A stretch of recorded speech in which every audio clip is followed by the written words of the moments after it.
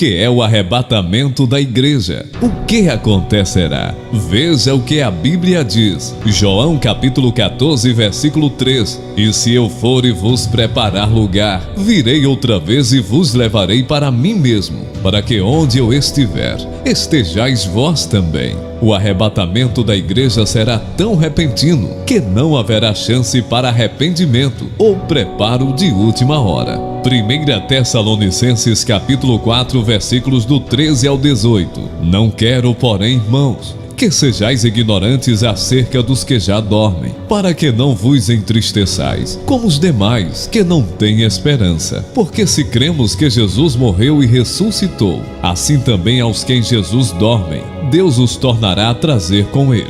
Dizemo-vos, pois, isto pela palavra do Senhor, que nós, os que ficarmos vivos para a vinda do Senhor, não precederemos os que dormem. Porque o mesmo Senhor descerá do céu com alarido, e com voz de arcanjo, e com a trombeta de Deus, e os que morrem em Cristo ressuscitarão primeiro.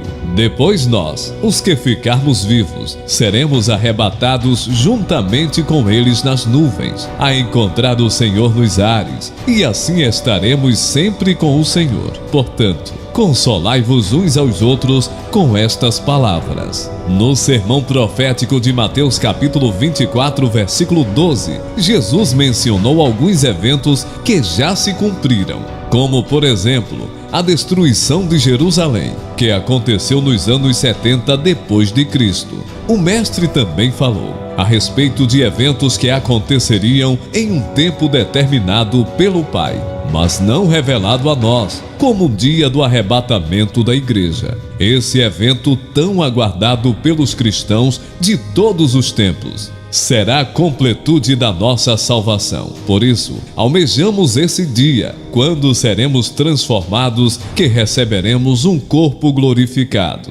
O que é e quando se dará o arrebatamento? A palavra grega para o arrebatamento é harpazo e significa retirada brusca. O arrebatamento será uma retirada sobrenatural e rápida da igreja do Senhor da terra, culminando no encontro com Jesus nos ares. Esse é um tema tão importante para os cristãos que no Novo Testamento o apóstolo Paulo escreveu 2 capítulos para tratar a respeito desse assunto. 1 Coríntios capítulo 15 e 1 Tessalonicenses capítulo 4.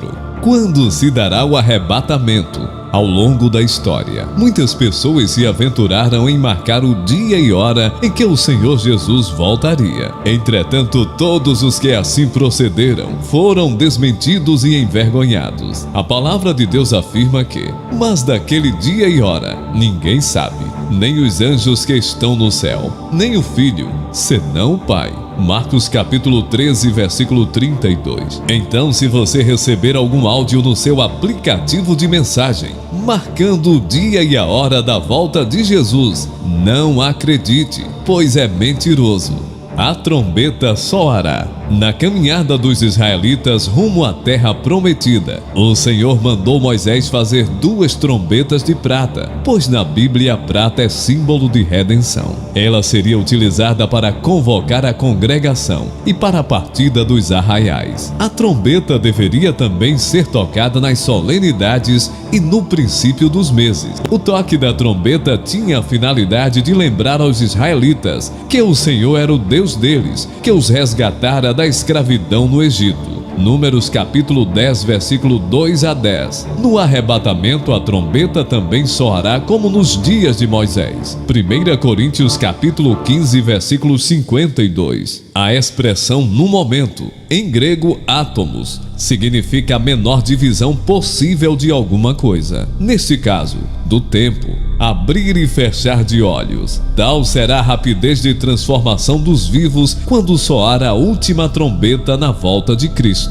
O Senhor estará convocando o seu povo desde o primeiro justo morto, o qual ressuscitará até os que estiverem vivos na sua vinda, os quais serão transformados a encontrar o Senhor nos ares, nesse instante solene de alegria para todos os salvos em Jesus Cristo. O arrebatamento da igreja para os crentes é a nossa esperança. Os crentes em Jesus pela fé Tenha a esperança e a certeza de que o arrebatamento pode acontecer a qualquer momento. Por isso, o crente fiel procura viver de maneira sóbria, justa e piamente, aguardando a bem-aventurada esperança e o aparecimento da glória do grande Deus e nosso Senhor Jesus Cristo. Tito, capítulo 2, versículos 12 e 13. A certeza da esperança de que Jesus voltará nos leva a viver como Simeão, um homem justo e temente a Deus, que durante anos aguardava a promessa da consolação de Israel. Lucas capítulo 2, versículo 25. Todos os salvos em Jesus Cristo serão arrebatados e num piscar de olhos, transformados.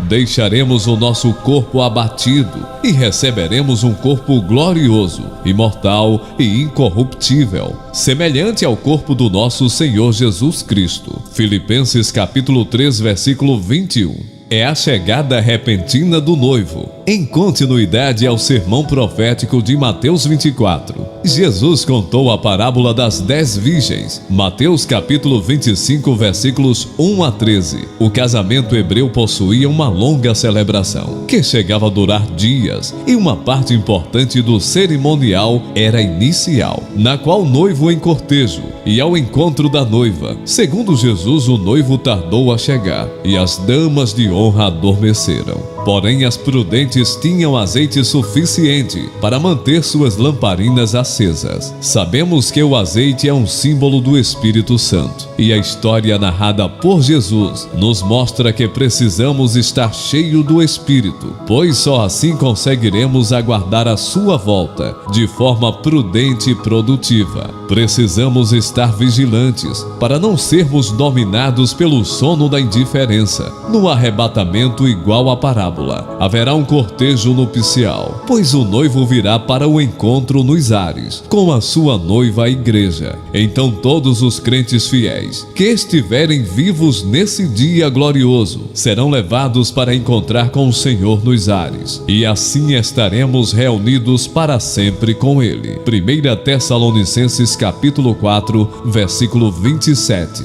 E a derrota da morte.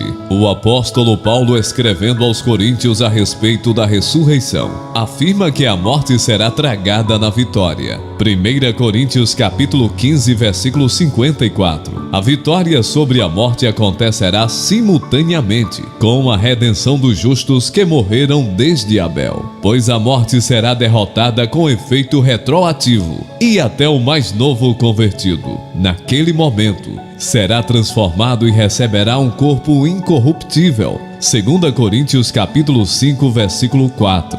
Aguardando o arrebatamento, Jesus virá. Precisamos compreender que a segunda vinda de Jesus acontecerá em duas etapas distintas. Na primeira ocorrerá o arrebatamento da igreja. Cristo voltará de forma invisível nas nuvens. Os ímpios não o verão. O Senhor, em um abrir e fechar de olhos, arrebatará para si todos os que receberam Jesus Cristo, mediante a fé. A segunda etapa acontecerá no fim da grande tribulação, e dessa vez todos verão a Cristo acompanhado dos crentes que foram arrebatados. Na segunda etapa, Jesus salvará e restaurará o povo de Israel. Ele também destruirá o anticristo e governará a terra por 1000 anos. Permaneça fiel ao Senhor. Mateus capítulo 24, versículos 45 a 51. No seu sermão profético, Jesus se utilizou em uma parábola para ensinar sobre estar vigilante quanto à sua volta. O mestre contou a história de 2 servos, um fiel e prudente e outro mau. O servo mau pensou que o seu senhor demoraria a voltar.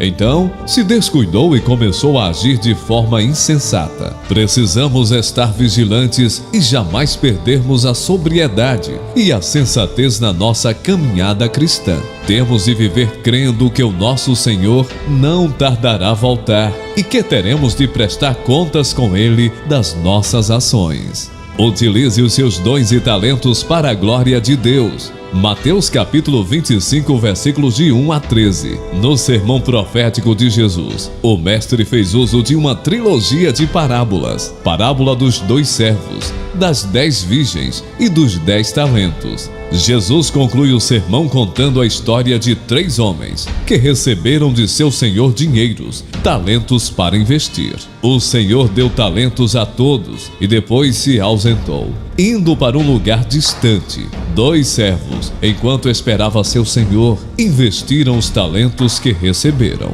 Mas um deles enterrou o talento recebido. Como muitos de nós, ele dormiu o sono da indiferença. Não enterre seus dons e talentos. Seja produtivo e utilize-os enquanto ainda há tempo. Conclusão: as profecias sobre o arrebatamento são infalíveis, coerentes, consoladoras e devem produzir em nós a expectativa que Cristo pode voltar a qualquer momento, inclusive hoje. Entretanto, enquanto o Senhor não vem, devemos trabalhar de forma incansável, olhando para os campos que estão brancos para a ceifa.